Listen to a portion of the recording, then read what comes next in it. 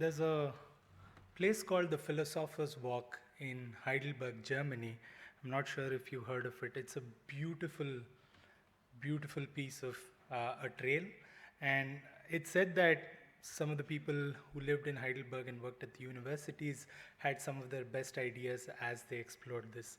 I was there in the summer. I happened to walk the trail, and that's actually where I got the idea for this talk. So welcome everybody to my talk about supply chain security, especially in the cloud native space, where I wanted to highlight some of the amazing work that this particular community has been doing.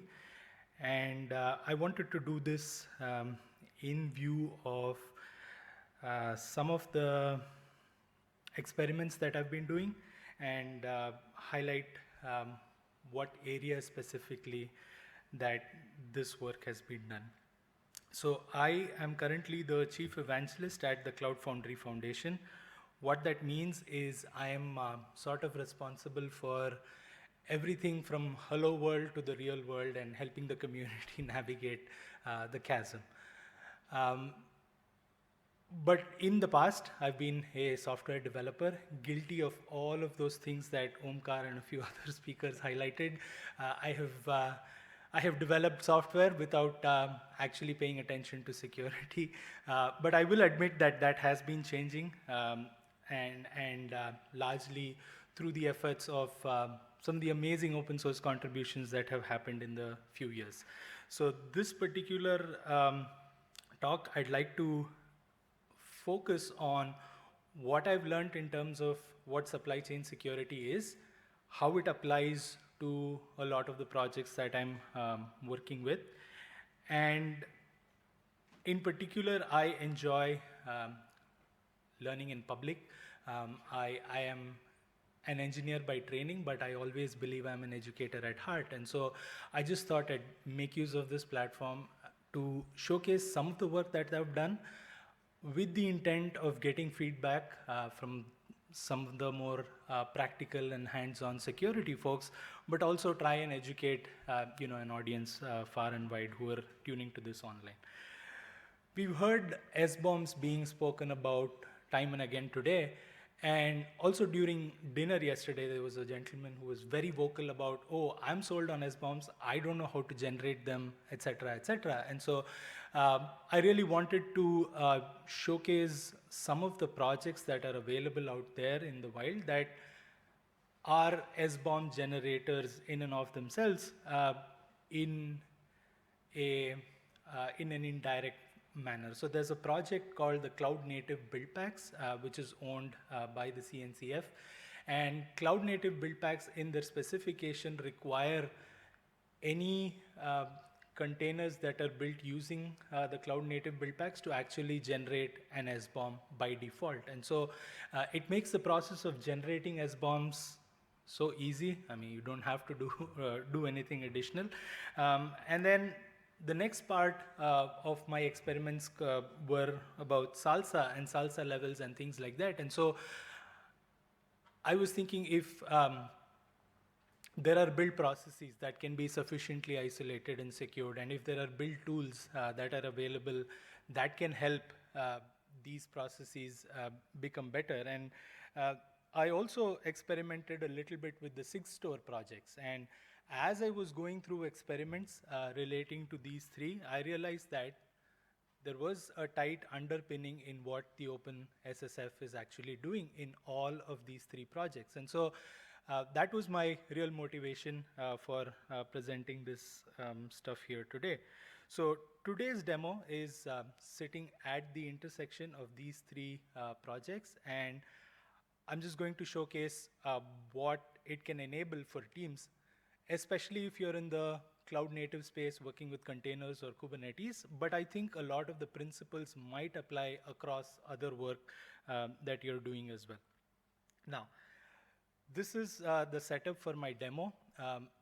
At the nucleus is a kpack cluster.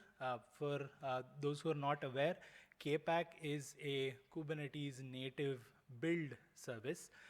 It is owned by the CNCF. very recently.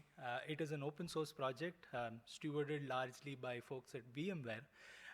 And then kpack is capable of running a build service natively on a Kubernetes cluster. So for purposes of this demo, we'll be using a kind cluster that hopefully is running locally when I show it. And then on this kind cluster is a kpack custom resource. It'll pick up a sample Node.js application, create a container using buildpacks, and during the creation process, it'll generate an SBOM. It'll then sign using cosign within that same build cycle itself. And kpack is actually capable of integrating cosign into its build workflow. At the end of this is going to upload to a remote Docker Hub registry, largely because a lot of people are used to the workflow of taking their containers from a remote container registry and deploying them. So I just wanted to showcase the small bit of the container build and sign process. Now, no tech conference is fun without command line and logs and what have you, right? So I just kicked off this build process right before the talk. So I'm just going to walk through the logs. So in the beginning, so just to make sure that this has been run today, so in the beginning, I create like a Kubernetes cluster. So I really decided to start from scratch, except for like creating the universe or something. So on this Kubernetes cluster is a kpack build that I created. And then this kpack is equipped with cosign credentials. So I add the 6-store cosign credentials to a secret that is associated with kpack. Now the build process itself is realized using what are known as Cloud Native Buildpacks. So Cloud Native Buildpacks is a spec, and you have to use one of the implementations by Google or Heroku or Paketo. Paketo is an open source project, which is an implementation of the Cloud Native Buildpack spec. And basically one of the things that it allows you is to detect the language and framework that is in use. And the big piece for me is all of these SBOMs that get generated as you go along the build process itself. So every layer that's sort of used by the build pack in order to generate the container image has an associated SBOM generated by default. And then once the build is exported, then because we included cosign credentials as part of the kpack secrets, the build gets signed. Now, when I was trying this and I showed it to someone, they asked me, well, what if you rebuild? And so I was compelled to add that step into the demo as well. So there is a rebuild that is triggered on a git commit change. So kpack is able to either push or work in a pull manner where it will poll your GitHub repos for changes and other things, or every time you have a change, you can trigger a build on kpack. So again, it's one of the things I like about that project. And so in this case, there's a change in the commit which triggers the new build. And then one of the first things that happens is SBOM data gets restored on the new build. If there is a change in the way the artifact is built, then newer SBOMs are added. If not, it will cache previous SBOMs and then sign the build again. And all of this happens automatically. So SBOMs can then be downloaded from the remote container. So if I switch to this directory, and irrespective of which side of the fence you're on in terms of SBOM formats, the build packs fortunately generate all of these different formats, and you can make use of any of these in order to consume the build pack, the SBOMs. So very quickly, I will show you what these SBOMs look like. So all of the information that you need is available in its full glory in order for you to implement anything you need vis-a-vis SBOMs. You could also check for the signature on the Docker Hub repo and things like that, but that's really the big part of the demo. Now, in terms of next steps, I wanted to explore how to use smaller image sizes like Tiny or Ubuntu and all of these undistros like Wolfie and things like that. I also wanted to experiment about how you could integrate with Kubernetes and implement some policy management, but obviously I'll save those for future OpenSSF days. But then again, I'm Ram Iyengar on a lot of social media, so don't be shy, say hi. If there's any feedback you have about what you've seen here or what you think you would like to see, please do reach out. Sure, thanks.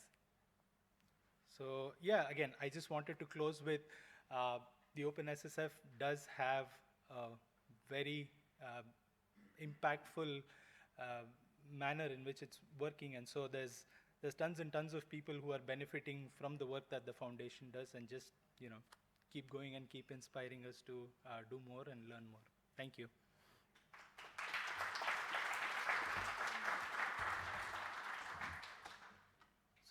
I have time for a question or two, if that.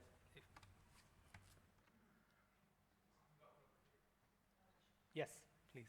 You talked a little bit about the overset with SigStore and SBOMs. Could you touch on how you see the connection with SLSA? Right. So at the moment, the kpack. Yeah, sure. So the question was asking a few more details about how this experiment related to SLSA levels and things like that. So at the moment, the kind cluster is running locally, but if you put that kind, if you put kpack on a Kubernetes cluster that's sufficiently isolated and secure, then you have a repeatable build process through kpack by default.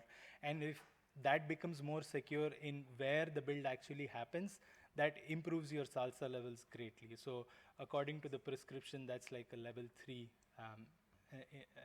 as far as I understand it. So.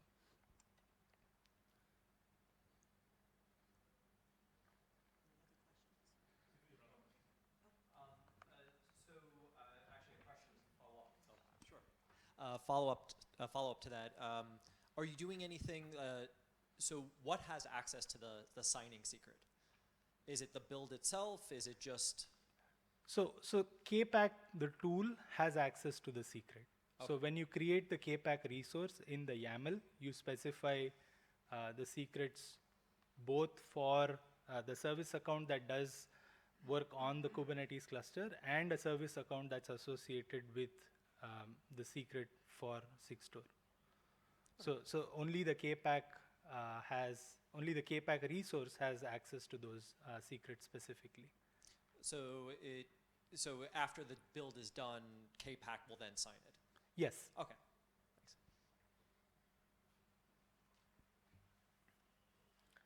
Well, yeah, thank you very much.